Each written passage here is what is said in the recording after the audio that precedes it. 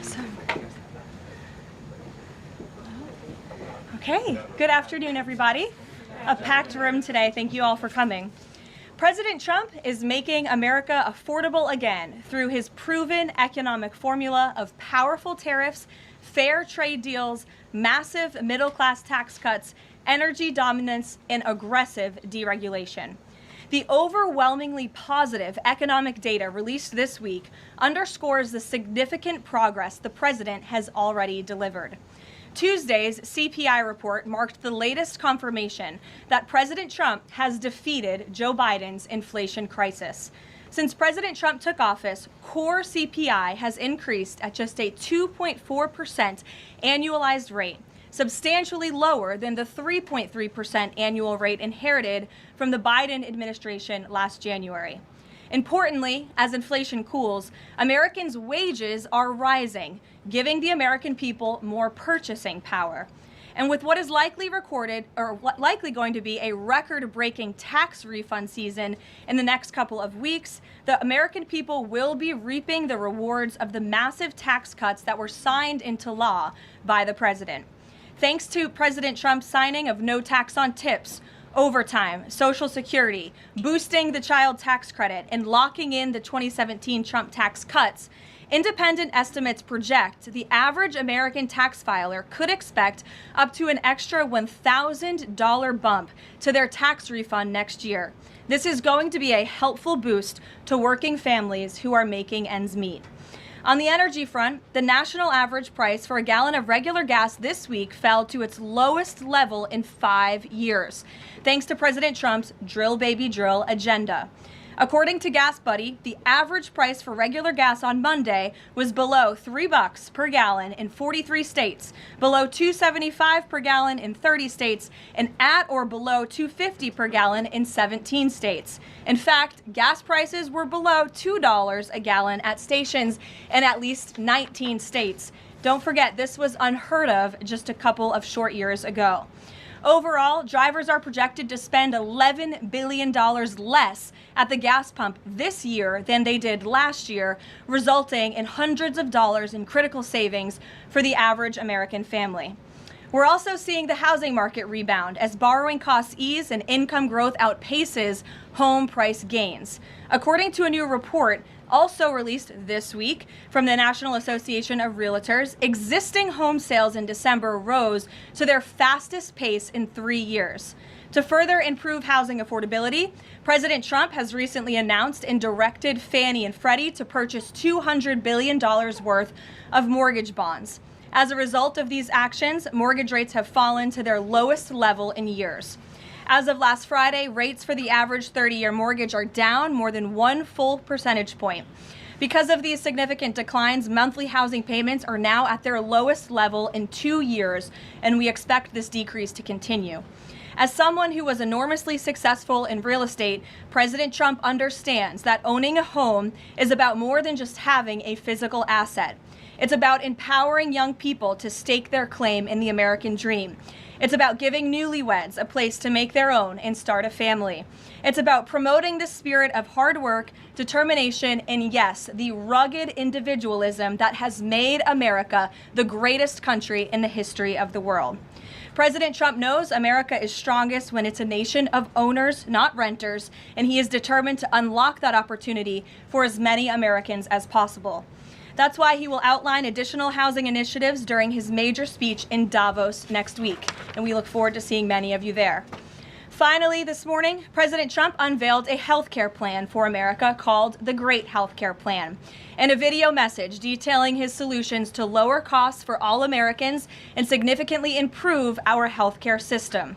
The Great Healthcare Plan will accomplish this through 4 common sense pillars. Number 1, permanently lowering prescription drug prices. Congress can get this done by codifying President Trump's historic Most Favored Nation initiatives into law to guarantee Americans the same low prices for prescription drugs that people in other countries around the world pay. Additionally, by increasing consumer choice by making more verified, safe pharmaceutical drugs available for over-the-counter purchases. Number 2, The Great Healthcare Plan will stop sending big insurance companies billions in extra taxpayer-funded subsidy payments and instead send that money directly to eligible Americans to allow them to buy the health insurance of their choice.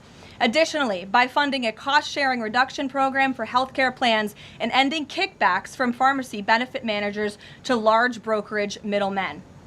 Number 3, the Great Healthcare Plan will maximize price transparency by requiring any healthcare provider or insurer who accepts either Medicare or Medicaid to publicly and prominently post their pricing and fees to avoid surprise medical bills. This is an incredibly popular policy that has been bipartisan for many years, and President Trump is officially and firmly calling on Congress to get it done.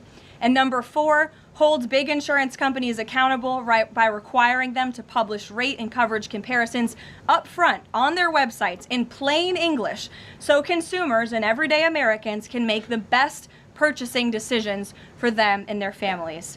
These are common sense actions that make up President Trump's great healthcare plan, and they represent the most comprehensive and bold agenda to lower healthcare costs to have ever been considered by the federal government.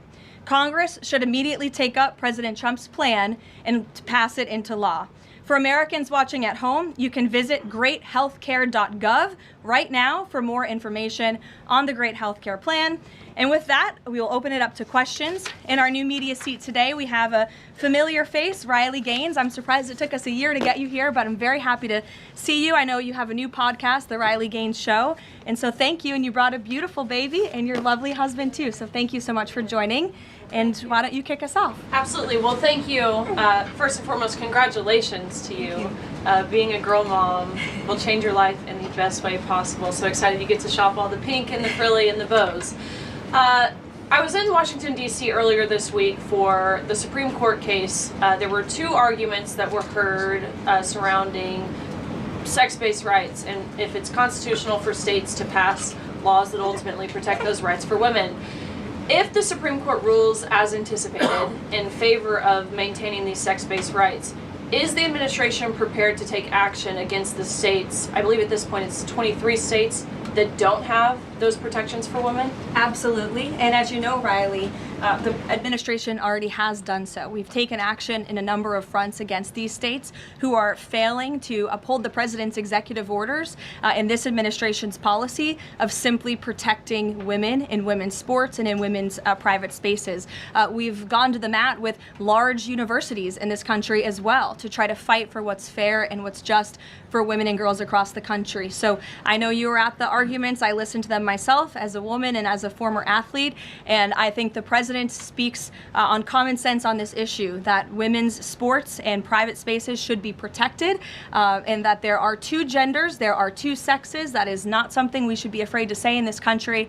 And I think, frankly, it was quite alarming to not only hear a couple of justices gravel over that basic, fundamental, biological fact that men and women are different but inherently equal, but we are certainly different, and women deserve such rights. We hope and expect that the Supreme Court will rule in the right way on this matter. Thank you. Gabe. Karoline, thank you very much. A lot to talk about. Sure. Isn't there always a lot to talk about? What can you share about the president's meeting with Maria Corina Machado? Is it underway? What can you share about that? And then also the president said yesterday that Delcy Rodriguez was, quote, a terrific person. Does the president trust the remaining members of the Maduro regime? I will say, to your first question, the meeting was about to begin as I was stepping out of the Oval Office moments ago, so my understanding is that it's underway right now. I know the president was looking forward to this meeting, and he's was expecting it to be a good and positive discussion with Ms. Machado, who is really a remarkable and brave voice for many of the people of Venezuela. So the president looks forward to obviously talking to her about the realities on the ground in the country and what is taking place. As for Ms. Rodriguez, the president did speak with her directly this week. As you know, he revealed that to all of you yesterday. And Secretary Rubio and the administration have been in constant communication with Ms. Rodriguez and other members of the interim government in Venezuela. They have been extremely cooperative. They have thus far met all of the demands and requests of the United States and of the president. And I think you have all seen that play out. We obviously had a $500 million energy deal that was struck in large part because of the cooperation from Ms. Rodriguez. Venezuela and Ms. Rodriguez have also confirmed that they will be releasing political prisoners from Venezuela. There were 5 Americans who were recently released this week as well. So the president likes what he's seeing and will expect that cooperation to continue. And regarding the investigation into the leak that the president referenced yesterday, what is the administration's position on the Washington Post reporter? The Post has reported that she was told that she is not a target of the investigation. Does the administration believe she did anything wrong? And then also, what is the administration's position on the Pentagon Papers case from the 1970s that affirmed reporters' right to publish classified information under certain circumstances? Well, since this is an active investigation, I don't want to comment on it much more than what we did yesterday to obviously confirm the investigation, and I can confirm what the Attorney General stated and the President as well, which is that the individual, unfortunately a contractor at the Pentagon, chose to unlawfully leak classified and very serious information to this Washington Post reporter, hence why the reporter's home was looked into by the FBI, rightfully so. And the administration is not going to tolerate leaks, especially from within the national security apparatus of the United States government, that put our nation's integrity and our national security at risk. Full stop. The president will not support that. I know the Secretary of War will not support that, and it will not stand. And legal action will be taken against anyone, whether it's a member of the press or whether it's an employee for a federal agency who breaks the law. If you break the law and if you endanger our men and women in uniform, you are going to be held accountable, period, full stop. But Jackie. Does this administration believe that this reporter or any reporter has a right to publish classified information under certain circumstances? Look, I think that we do not believe that individuals who have been given the privilege of holding a top secret clearance should be illegally leaking that classified information, and I know the American people agree with that. And I think it's a basic tenet of journalistic integrity not to publish information that could directly endanger the operational security or the brave men and women who are serving this country in uniform and putting themselves in harm's way to protect not just the people of this administration, but all of you in the press and all of their fellow Americans as well. Jackie. Thank you, Karoline. I wanted to get the White House reaction to Iranian state TV broadcasting an implicit threat to the president's life. It was images of the assassination attempt in Butler, Pennsylvania, according to reports, with the message, "This time it will not go wrong." I have not seen that, to be honest with you, Jackie. We'll take a look, and I'll let the president and his national security team examine that footage to ensure its legitimacy. Again, I haven't seen it, so I can't comment on it. What I will say with respect to Iran is that the president and his team have communicated to the Iranian regime that if the killing continues, there will be grave consequences. And the president received a message, as he revealed to all of you and the whole world yesterday, that the killing and the executions will stop. And the president understands today that 800 executions that were scheduled and supposed to take place yesterday were halted. And so the president and his team are closely monitoring this situation, and all options remain on the table for the president. True that Netanyahu encouraged him against strikes. Look, it's true that the president spoke with Prime Minister Netanyahu, but I would never details about their conversation without giving the expressed approval by the president himself. Ouija. Thank you, Caroline. Is it still the president's assessment that it would be very hard for Ms. Machado to leave Venezuela because he says she lacks the respect and support in that country? And will he raise that with her today? I think the president's assessment that you just pointed out was based on realities on the ground. It was a realistic assessment based on what the president was reading and hearing from his advisors and national security team. And at this moment in time, his opinion on that matter has not changed. He has also said that he would like there to be elections in Venezuela when the time is right. That's right. Do you have any update on when that might be? And is he committed to a transition to democracy for Venezuela? Yes, and he is also committed to hopefully seeing elections in Venezuela one day, but I don't have an updated timetable for you today. Reagan in the back. Thanks, Caroline. I have a question for you on Minnesota and then also Venezuela. Sure. President Trump threatened invoking the Insurrection Act today in a Truth Social post. I'm wondering what his tipping point is. Like, what would it take for him to invoke the Insurrection Act? Look, that's only a question, frankly, Reagan, the president can answer. But the Insurrection Act is a tool at the president's disposal. As you know, it has been used sparingly, but it has been used by previous presidents in American history. And I think the president's Truth Social post spoke very loud and clear to Democrats across this country, elected officials who are using their platforms to encourage violence against federal law enforcement officers, who are encouraging left-wing agitators to unlawfully obstruct legitimate law enforcement operations. And if you talk to any law enforcement officer, no matter what level they work at, they want to be working with their counterparts, whether that's at the federal level or the federal authorities wanting to work with their counterparts at the state and local level. And it's truly shameful that now for more than a year, you've had elected Democrat governors and mayors who have basically held their state and local law enforcement hostage and told them, you cannot cooperate with federal law enforcement. Why? They cooperated under the Biden administration. It's because these Democrats are deranged in their hatred for President Trump, and they are holding their state and local law enforcement hostage as a result. And these Democrat mayors and governors are doing this over what?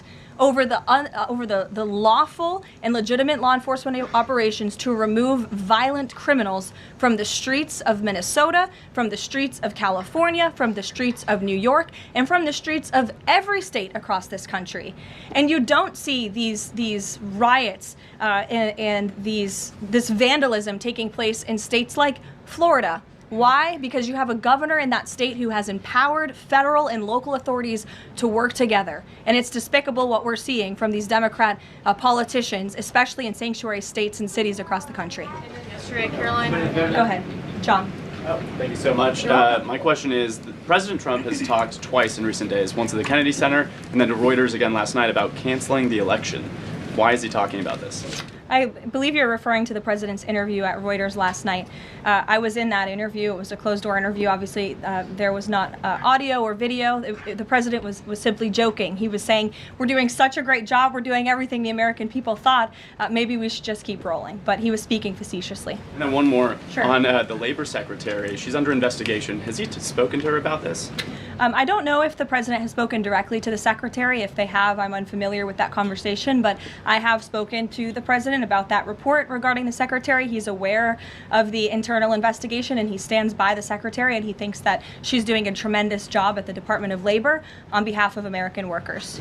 PBS, go ahead. You were mentioning a moment ago about working federal, state, local officials in Minneapolis. Governor Walz's office is saying today that he's trying to get a hold directly with the president. Have they spoken? And if they haven't, why haven't they spoken? If there's a desire from Walz, as they're saying, to de-escalate what's happening there.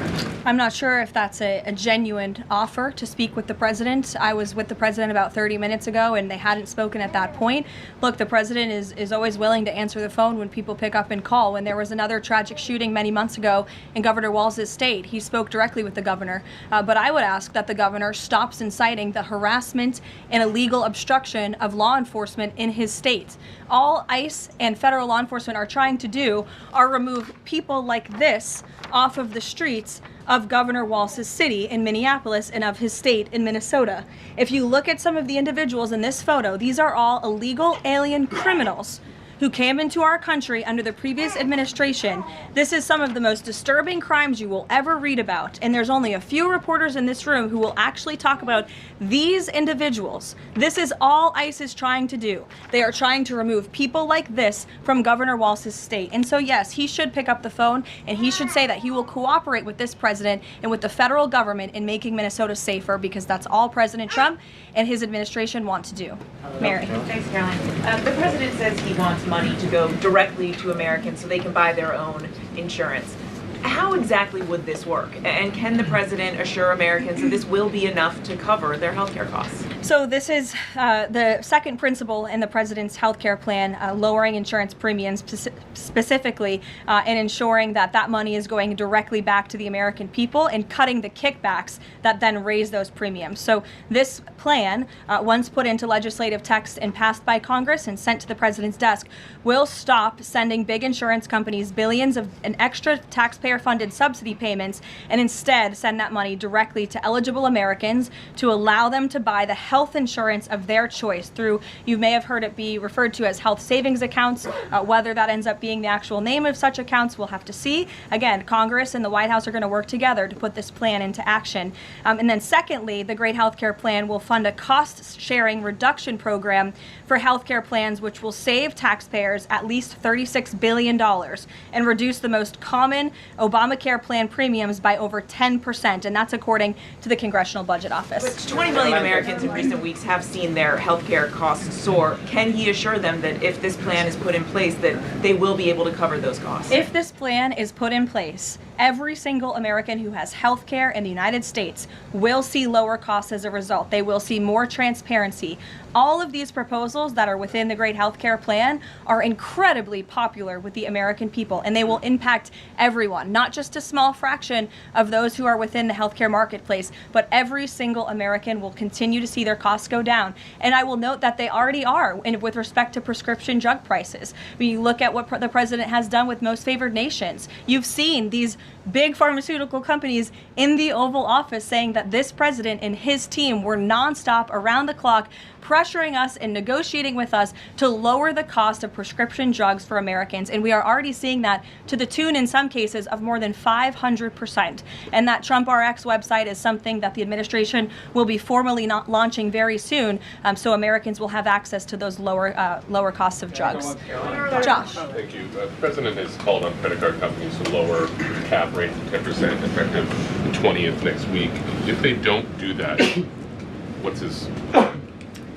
What'll he do? What's the threat? Well, tariffs? No, I'm just kidding. The president certainly has an expectation, Josh, that the credit card companies will do this, just as he did with the pharmaceutical companies, that they will lower costs for American consumers. I don't have a specific consequence to outline for you, but certainly this is an expectation and, frankly, a demand that the president has made. And can you give us an update on the Fed? Sorry.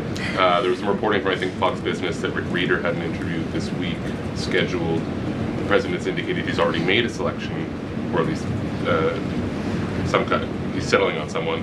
Where is he in that process, and when can we expect an announcement? Is he still doing interviews? Look, the president is in the same place as you all have been asking about this for many, many weeks. He's in a decision-making phase. There are a few people who he likes very much for this job, maybe less than that. The truth is, like with all decisions, it's a decision for the president to make. And he said to Reuters in that interview last night that he thinks he'll be finally making that decision in the next couple of weeks. So we will see. And very quickly, there's been some criticism from other governments about Grok and XAI, the Twitter AI bot, and things it's been doing to manipulate images, including whether that would violate the Take It Down Act that the First Lady has supported. We've not heard from this administration on it. Elon Musk says that they've disabled that, but I wanted to ask you whether the administration has a position and whether that's something that you will be pursuing, or whether the president has talked to Mr. Musk about that. Yes, I will talk to the Office of Science and Technology, and we will get you a firm statement and answer on exactly where the administration stands. I don't want to speak on that without speaking with the experts on it. Yes. Just to follow up on the health care plan, one of the things in the Affordable Care Act was coverage of pre-existing conditions. Is there any discussion or inclusion on that issue in the president's plan? The president's plan that he outlined today will have no impact on individuals in this country with pre-existing conditions. Obviously, that's a continued conversation that the White House will have with Congress, but that's not the president's intention with the Great Healthcare Plan. Go ahead. Thanks, Caroline. Two questions on Minneapolis. And then you. Go ahead. Thanks. Two questions on Minneapolis, one on the ICE agent and the other on the rioting. I believe last night there were protesters or rioters that rifled through an FBI car, took weapons. We had a reporter embedded with ICE who said that she saw constant harassment all evening. Can you speak to the rhetoric we're hearing from Democrat politicians, whether they are causing violence against ICE, as well as some of the headlines we've seen not including the full story?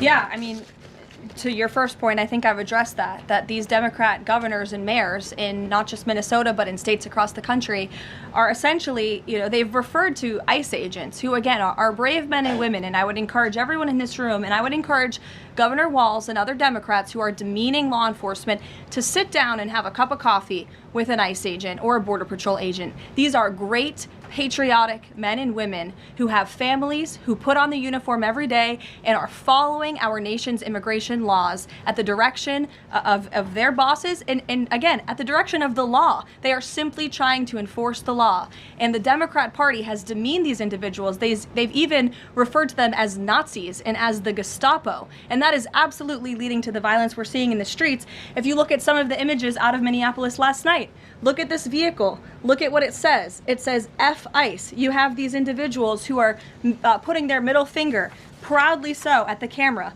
Another ICE individual, a vehicle that was vandalized last night by these left-wing agitators. People don't do this without encouragement from people in power who make them feel like it's okay.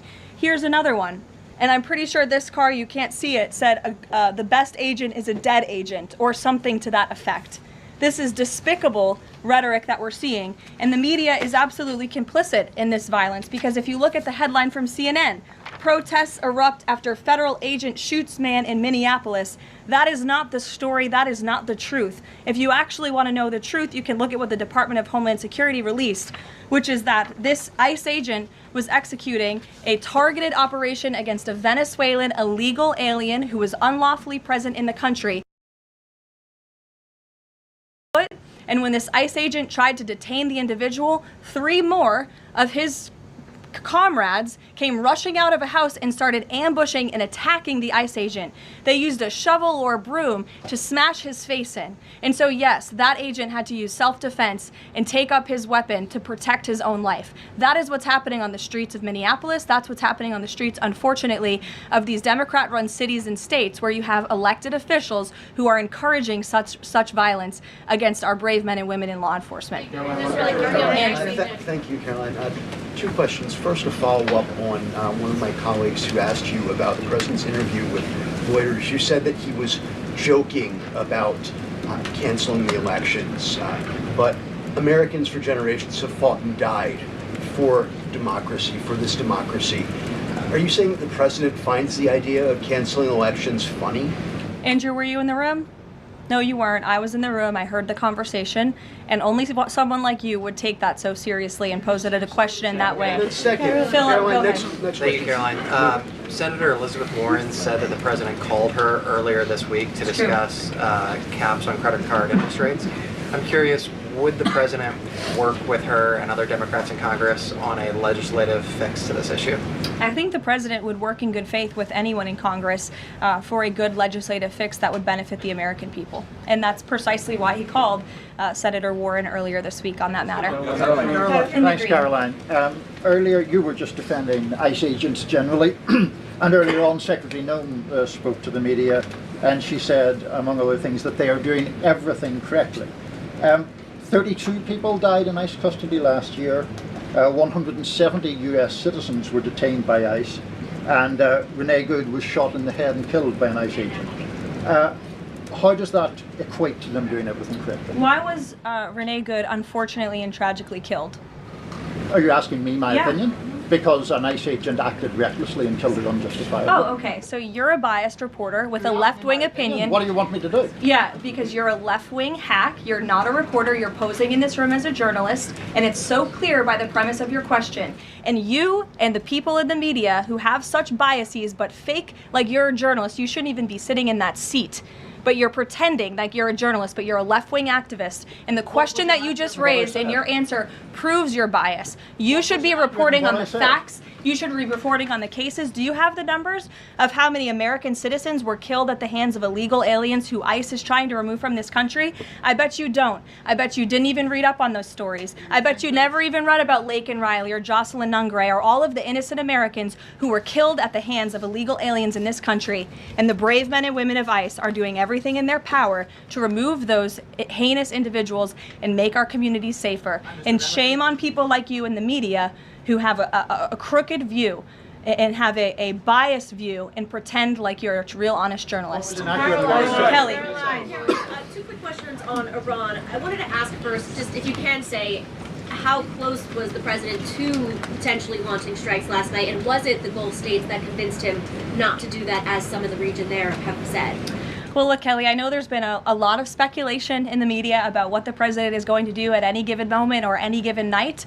And I would say a lot of these stories, to be honest with you, I've been reading them, and they have been based on anonymous sources who are pretending or guessing to know the president's thinking.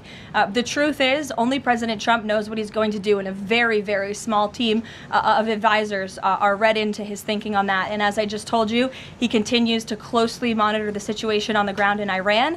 And as we saw yesterday, he had heard that the killings and executions would stop, and we have seen 800 people, their lives have been spared as a result of that. The president continues to closely monitor, but also keep all of his options on the table. Karoline, two separate questions. Sure. On the Machado meeting first, what is it that the president feels that he needs to hear from her or from the opposition party that he hadn't heard prior to today, or he wanted to hear in the meeting, to be able to convince him to commit to some sort of a timeline for elections? I'm not sure the president is going into such the meeting with expectations like you just laid out, Fran. I don't think he needs to hear anything from Ms. Machado. I think generally this is a meeting that the president was willing to take and willing to accept to meet Ms. Machado in person and to just have a frank and positive discussion about what's taking place in Venezuela. That's all. And on the subject of Greenland, Jeff Landry, the president's special envoy for Greenland, wasn't in the White House meeting yesterday. Can you say why that was and what exactly the role he is playing in these conversations about acquiring Greenland? Well, the Vice President and the Secretary of State were present for that meeting, and the meeting, it was a productive meeting. It was a good meeting, and in that meeting, the two sides agreed to really establish a working group of individuals who will continue to have technical talks on the acquisition of Greenland. Those talks will take place, I'm told, every 2 to 3 weeks, so this is a conversation the administration intends to keep having with the Danes and with the respected delegation from Greenland. But the president has made his priority quite clear. He wants the United States to acquire Greenland. He thinks it's in our best national security to do that. There have been multiple instances of American citizens being detained by ICE, and I'm wondering what the administration is asking the agency to do. What steps is the administration asking the agency to take to ensure that Americans are not wrongly arrested? Obviously, ICE is focused on detaining individuals who are unlawfully present in the country. And there have been hundreds of thousands of illegal aliens who have been arrested and detained and deported from this country by ICE over the course of the last year. And that's their intention, and that is their goal. Elizabeth. Thank you, Caroline. One follow-up on Greenland. You reportedly sent troops over there. Does that change at all what the president is doing on this? And then a second question. Yesterday, in a Senate help hearing, Senator Josh Hawley repeatedly asked a doctor if men can get pregnant, and she did not directly answer that. What are your thoughts on that? Well, to your first question on Greenland, I don't think troops in Europe impact the president's decision-making process, nor does it impact his goal of the acquisition of Greenland at all. To your second question, I mean, anyone in their right mind with common sense who's speaking honestly and candidly will say that men cannot get pregnant. And I think I can attest to that myself. So thank you all very much.